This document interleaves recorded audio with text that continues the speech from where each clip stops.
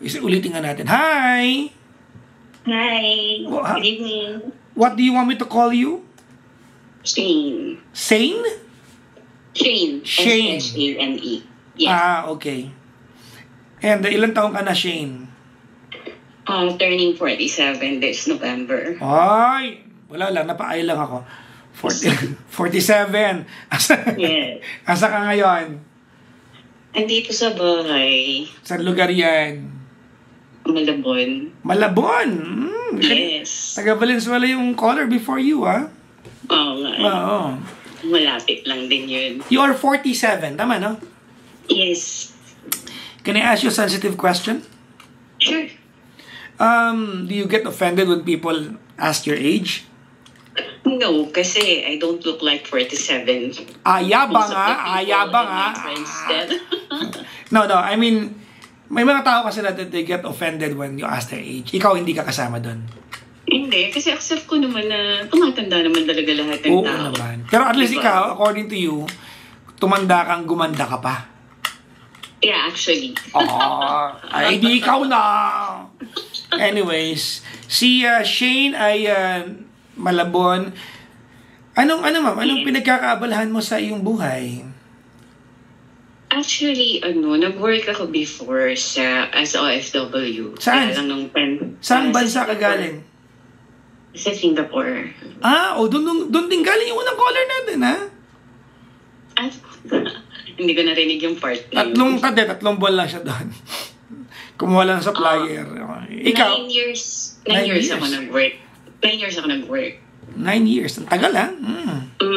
Tapos, pandemic kasi, events yung office namin. So, yun, napauwi ako ng pandemic. Tapos, last year bumalik. Walang event ng pandemic, no? Oo, bali during pandemic kasi walang activities lahat, ganun. So, talagang stop siya. So, after 7 months na nag-start yung mga lockdown, wala nang choice. Napauwi na kami. Okay. Bumalik ka kamo ng Singapore? Yes, last year. Last? Last year lang. And today, you are in Malabon? Tapos umuwi rin ako after 9 months kasi hindi okay yung employer ko eh.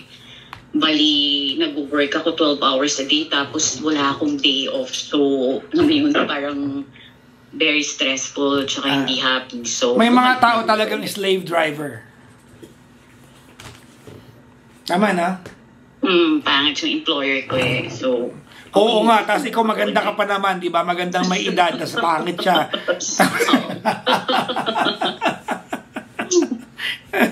Are you married?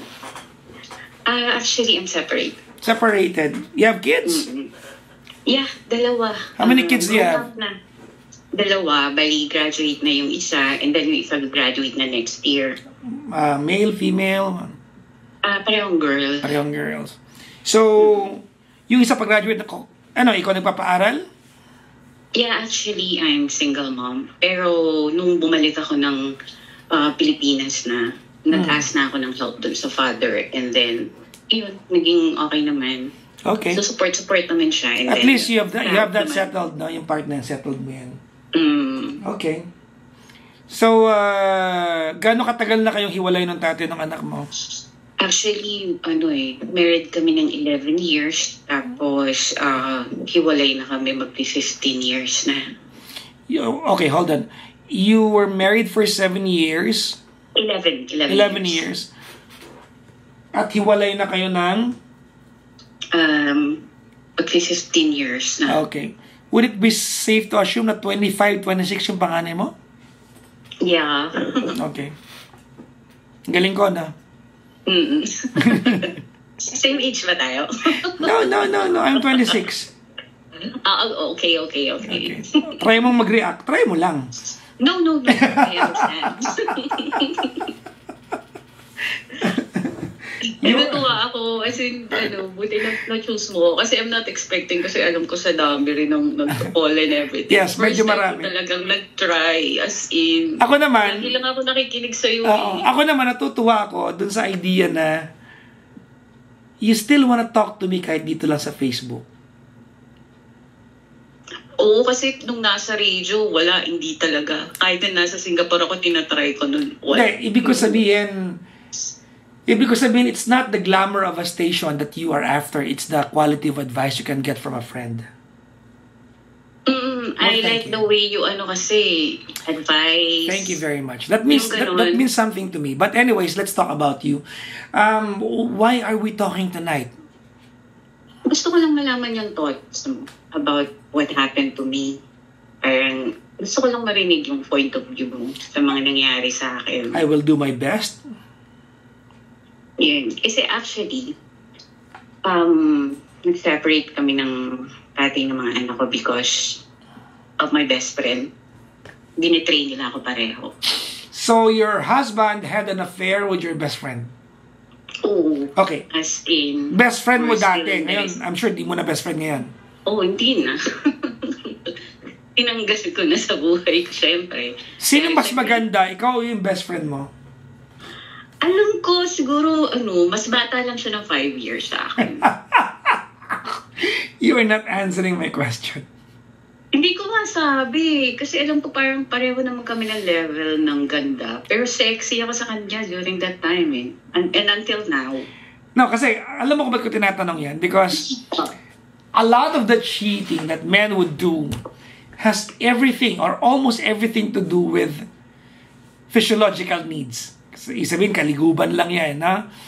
If it's not that, it's an emotional tawag nito, emotional need. Mag-iiba kasi yung dynamics. But anyways, this happened 15 years ago. Tama? Yes.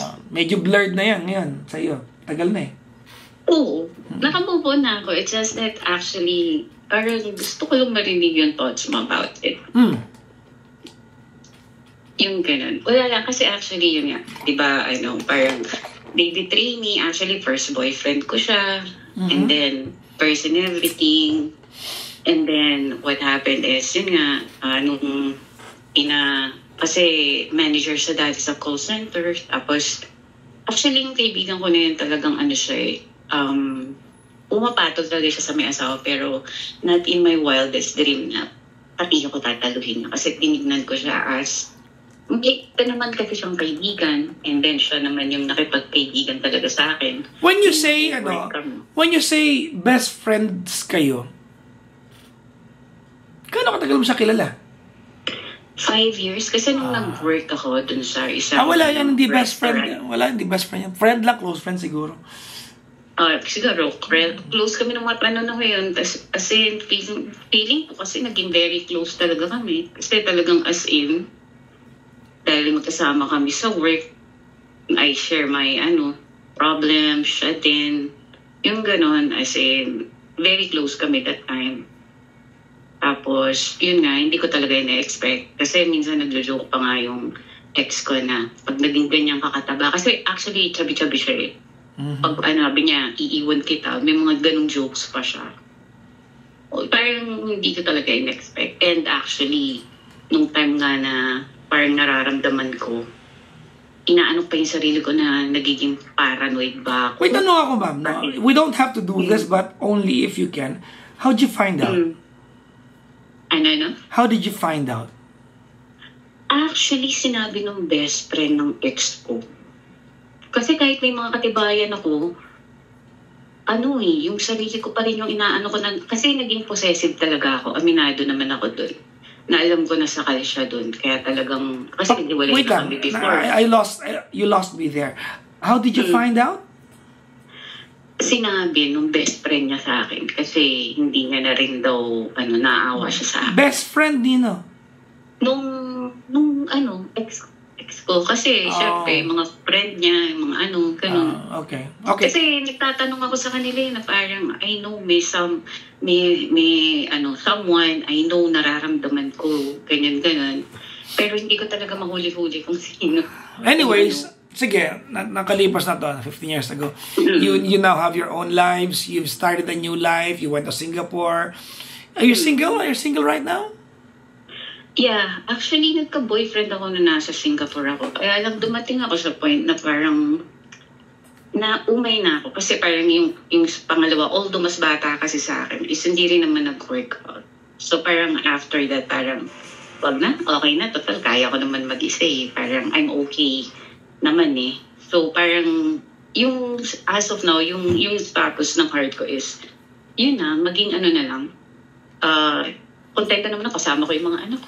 Well, sabi yan ng mga tao walang jowa, pero pag may nanligaw, kikiligin kayo. Yun yung hinihintay ko, kiligin ako uli eh. Pero until now, hindi na eh. I don't know why. May nanliligaw ba sa'yo? Meron naman. Okay, ibig sabihin, wala nega ko na. No. Hindi ka nega. Nega ka kasi wala kang gusto sa mga naliligaw sa'yo. Siguro nga, gano'n na nga. Diba? Yun lang yun. Wala kang type doon. Pero kung may type ka doon, kikiligin ka ulit. Papasabi ka na, oh my God, mag-shave na ako, gano'n. Nang kilay. Pero parang okay ako eh kung wala. Parang kung magiging, actually, kasi syempre, parang... Okay, let's settle one thing. Narinig ko na nalang person. Okay ako mag-isa, but I have a question. I want you to be very, very honest and candid with me. Ready? Yes. Okay. Okay ka mag-isa, pero are you closing the door or are you leaving it ajar or a little bit open? Parang anything goes. No, that's not an answer. It's just a yes or no. Are you leaving the door? Are you keeping the door closed, or are you leaving it ajar? Para kasi kung magiging pabigat sa buhay ko, para sa napaka-plastic nun sagot. Napaka-plastic. Sa totoo. Para kasi, I don't know, parang wala na kasi yung, hindi naman ideal man, parang yung taong kaya akong tanggapin. Okay, uulitin ko yung tanong ko ha, para hindi tayo nagkakagulo dito. Ang tanong ko, are you now keeping the door closed or you're leaving it ajar? Siguro close na. O ba't tayo magkausap ngayon? Hindi, gusto ko lang yun nga yung thoughts mo na about... What thoughts? Sarado na yung puso mo. Hindi, yung thoughts na parang kasi 15 years na kami hiwalay nung isa. Okay. Tapos, kasi friends pa rin kasi kami ng mga ibang niya, kapatid niya, gano'n, kinasal kasi yung... Sila ba nagkatuluyan sila? Yun nga, yun yung gusto kong hingin thoughts na sa'yo, na sila pa rin until now. Oh, what thoughts? 16 years na sila, tapos may anak na din sila. So parang, wala lang, parang minsan naisip ko, parang, sila siguro ba talaga, parang, or married. Okay. Yung mga ganun. Alright. Yung thoughts na yan na parang, gets mo? Stop. You said, you made it sound and you made it look like kanina na okay na at naka-move on na kayo lahat. Well, you're not. Hindi pa ba rin ba ako? Why? May ganun thoughts pa rin ako sa mind ko. Why are you looking at them for a parameter whether your life is okay or not? Bakit sila yung parameter mo? Tell me, what about them? Gusto mong pag-usapan natin. Wala lang, parang, wow, 15 years sila pa rin. Para kasi akala ko maghihiwalay din sila or what. Oh! Yung ganon. Yan yung medyo masama yung ugali mo sa part na yan. Ganito, Hindi, wala lang. No. I heard you. But contrary, you might not like or maybe you will realize something. I'm gonna tell you something. Ready? Sige. Okay. Here's my thought. The fact that they're still together is your consolation prize. Okay, thank you for asking that. That's a very good... I like that you wanna know. Ipagpalagay natin na yung ex-husband mo ay nag-cheat sa'yo at pinatulan niya yung best friend mo, tapos naghiwalay kayo, tapos after 1 year naghiwalay din sila. And in that process, you cried a river. Tama? Tapos maghihiwalay sila. Para saan ang lahat ng iniyak mo kung maghihiwalay rin lang sila? Ang pinakamagandang premyo mo is that they stay together to justify the pain that you felt. Kasi para saan ang iniyak mo kung maghihiwalay rin lang silang dalawa? That's number one. Number two, ready? Okay. Why are we talking about them 15 years later? Wala, siguro kasi ano lang, hormones lang to. Okay, now that you mentioned that, very personal. I want you to answer me if you are comfortable. Yes. Were there... Ayoko itanong to, pero... Oo, meron pa ako. Ano ba? Regular pa. That's not my question, but it's leading to that. I will ask you this question so delicately, but I want you to be very, very honest with me. Ready? Okay, ready. Okay. Were there nights na in the mood ka for a sexual activity and you imagine your ex? Ay, hindi. Hindi ko na siya actually nararamdaman. Kaya nakakatagal din ako na wala akong boyfriend. Kasi hindi na... So, hindi ito... Wait lang. Desire. So, wait lang. So, this is worst. Kasi this is... Kung hindi ito init ng katawan, this is emotion. Which is more dangerous. You want me to explain to you? Parang ang medyo nagigets ko. You want me to explain to you? I have an example. Makakarelate ka. When your ex-husband cheated on you, it was not just lust. It was emotion. Kasi kung may nangyari sa kanila, nag-sex silang dalawa nun, at nahuli mo, iiwanan niyo yun kung init ng katawan lang yun. But there were emotions involved, kaya niya pinili yun. Kaya rin hanggang ngayon, 15 years later, they're still together. And now they have a family. Tama? Yes. Okay. So yung last, medyo nakaka-insulto, but it has lesser value compared to emotion. Mm-hmm. So what you're feeling now is a lot more dangerous. In a way na? Because you are still emotionally entangled. I am not saying attached. I think I've used the perfect term.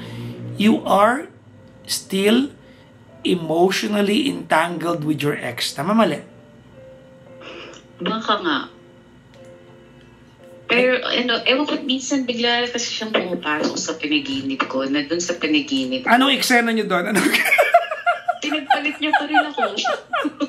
Hindi yung gano'n, na parang, sa panaginip ko, iniwan niya pa rin ako, na pinagpalit niya pa rin ako, na parang, kapalang mukha nito, yung gano'n yung reaction ko. Although, hindi naman yung pain, syempre, it was already 15 years ago. May lang, na parang kasi nung moment na yun na parang, di ba, bumaba yung ano mo nung time na yun. Although nagka-boyfriend na ako, marami nang nangyari and everything.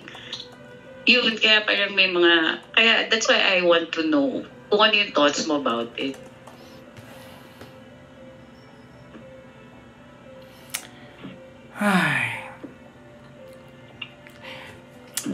Next question.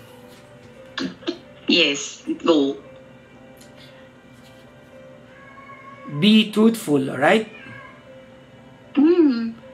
Say tomorrow at 9:01 in the morning. What? He comes knocking into your door and he will tell you, come back to me. What's your answer? Hindi na siguro. Kasi, okay na rin naman eh. Yung trust kasi, nawala na talaga yun. No, my God, you're still gonna have him back. That answer, alam mo kung ba't ko... Parang hindi. No, alam mo ba't ko nasabi? The moment you started explaining, you want him back. Alam mo kung bakit ko nasabi? Because you started to mention things to negotiate that you're still negotiable. Ganon. Are you not? Actually, kahit yung mga anak ko, hindi na rin naman na siya. Parang okay naman na. And now you're starting to make excuses. Ako na. Alam mo, kung talagang ayaw mo na, short and sweet answer would just, okay ka lang, diba? Sabi mo lang, ayoko na. Pero the moment you started saying na, kasi yung tiwala, wala na. Kasi kung yan ang position mo, ibig sabihin, he will just tell you, this time I will not break your heart. Negotiable ka nga.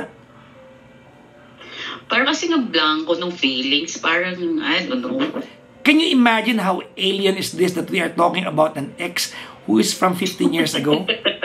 And that's the very reason why you called my show tonight. Wala lang. Inano ko lang. Gusto lang din kita siguro makausap. Charotera! Oo! Kasi wala naman akong love life. So parang, Can I tell... matagal na naglilinger sa mind ko kasi yun na parang, yung ganun. So yun. Want me to be honest with you? I think I know your question to yourself when you're alone. I know. Your question to yourself when you're alone is, how is life going to be when I'm older? Because you know what? Ever since naghiwalay kayong dalawa, you are yet to start a brand new life. That's concrete. And that's final. Tama mali?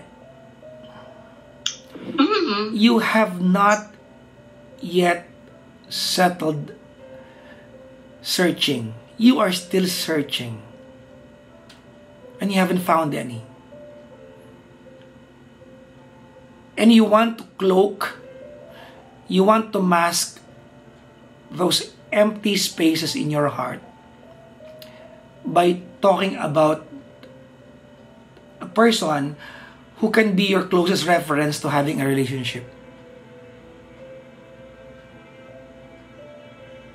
If I made any sense. Yeah. Did I make sense? Oo. He is your only parameter of a quality relationship. Tama? That's why when you dream or when you imagine a relationship, you will always go back to those years you were with him. Tama mali? I cannot stop you from feeling that. But if you always make him your reference every time you want to have something long-lasting, you might end up making the wrong choice when someone comes along. Because you will not be choosing the next person because of that person's quality, but you will be choosing that person only because you are trying to aid something that's seemingly painful inside. You want my advice? Okay, go ahead. Parang napilitan ka pa no? Hindi. Nakikinig ako. At the same time, inaano ko sa mind yung mga sinasabi mo. You want my advice? My advice to you is, you are yet to enjoy your own company. Despite the fact that you keep on telling me, okay na po ako mag-isa, hindi ka okay mag-isa. You know what's the danger when we make ourselves believe na okay lang tayo mag-isa? Alam mo kung anong danger doon? I know. When we say that, especially when we are lying to ourselves, ang danger niyan ay may dumating man na quality para sa atin. Hindi natin ma-appreciate kasi we are too dead focused into proving to ourselves na okay lang tayo mag-isa. We do not make ourselves available for the world to find out kung sino tayo at kung paano tayo magmahal. Kasi lagi mong okay lang ako mag-isa. And little will you know, tumatanda ka na.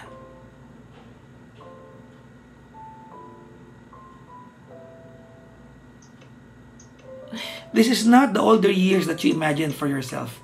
Am I right? Sort of. You go home to an empty room, you lay down on a bed, you're alone, and then you will ask yourself, I'm 47.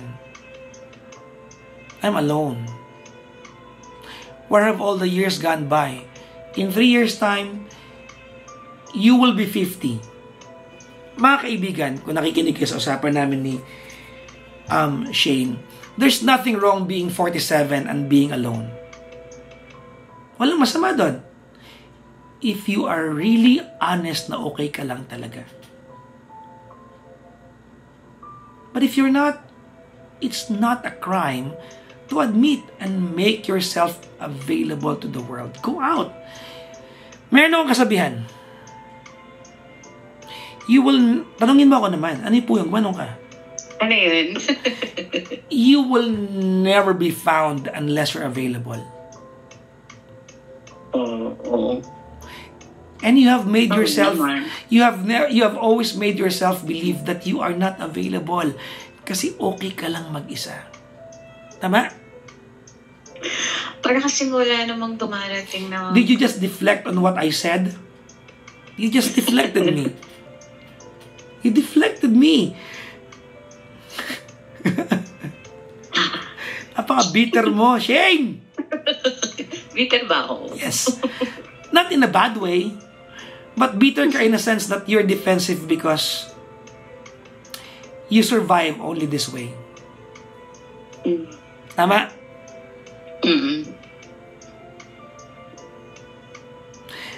I cannot answer all your questions tonight. I can make you realize things here and there, but I have a wish for you.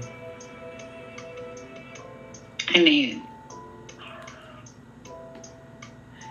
I hope that one day soon you find your own unique definition of what is happiness. And the definition of happiness is applicable to a person defining it. Magkakaiba tayo. Some people would define happiness as good physique. Some people would define happiness as having all the money in the world. Some people would define happiness by having a partner. Some people would define happiness by having to do her own ways and not having a partner. Some people would define happiness by looking good. I don't know what happiness means to you. But if there's anything that I am so sure of sa ating usapan, is that you don't have a concrete definition of what is happiness. And that is your assignment. The moment that you can define happiness the way it will exclusively make you happy is the time that you'll be one. Kanina meron akong quotation na na-encounter. You wanna hear it? Sige. I want you to say it with me. Okay. If you wanna be happy, be. Be? That's it. Okay. May point ba yung sinabi ko? Oo naman. Since... If you wanna be happy, be. Now, there's a prerequisite to that. You cannot just be happy nang wala kang pinanghugutang kahulugan yan. Kasi mukha kang tanga pag ginawa mo yan. Find your happiness. Alam mo, you're 47, tama? Yes. You remember 21 years old? Parang isang araw lang siya, no? Tama ba ako? Do you have that days na parang naalala mong 21 ka, parang isang linggo lang siya? Tama? Life happens so fast that sometimes 10 years, 20 years is like a blink of an eye. Are you with me? Correct. And that realization does not only work remembering the past. It's also applicable looking at the future. Anong kahulugan? You know what, Shane, no? Shane, you know what?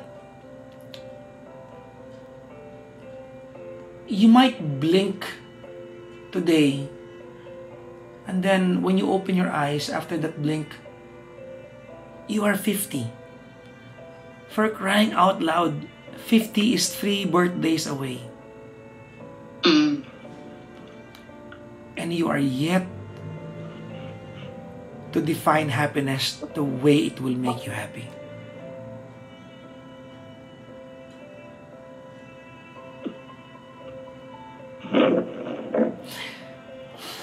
Did I make sense to you?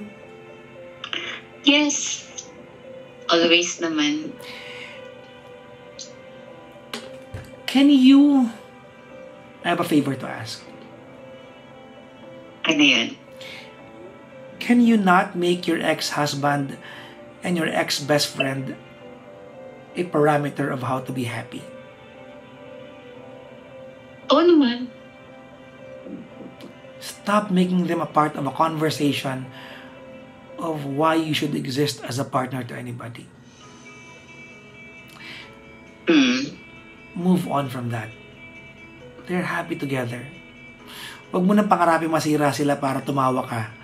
Kasi feeling ko, tigilan mo ako, maldita ka sa part na yun. Huwag mo akong ine-etchos, ha. Gusto mo silang masira kasi karma yon. Tigilan mo ako. Sa lahat ng e-etchosin mo, ako yung wag. Pero alam mo, the fact that they're still together, premyo mo yan. Kasi yan ang bayad sa lahat ng iniiyak mo. Okay.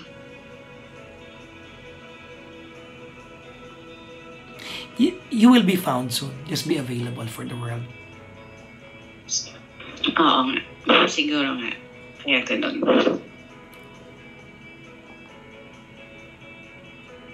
Alright? Okay. Thank you, Papa Ja. Thank you talaga. Pinasaya mo ko today. I hope I was able to help you onto something. Pero yung moment na doon na nakausap kita is really very, talagang memorable to me. As in, napasaya mo ko today. Thank you very much and have a great evening ahead of you, Shane. Thank you, Papa Jack. Good night.